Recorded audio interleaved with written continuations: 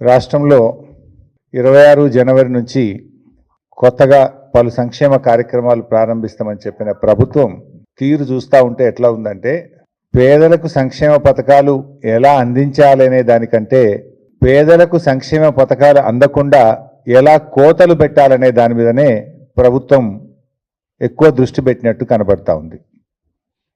ముఖ్యంగా రేవంత్ రెడ్డి గారు ఎన్నికల ముందేమో అందరికీ పరమాన్నం పెడతా అని చెప్పిండు.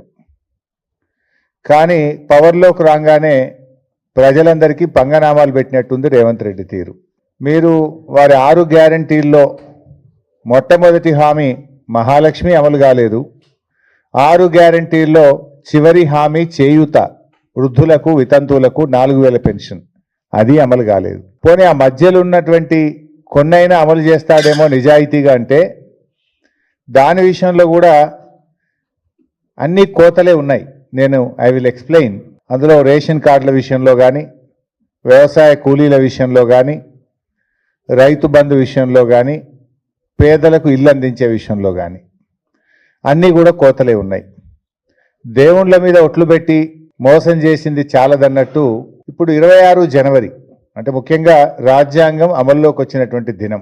భారతదేశ ప్రజలందరూ కూడా రాజ్యాంగం అనేది దైవ సమానంగా చూస్తారు ఈ దేశ ప్రజలు.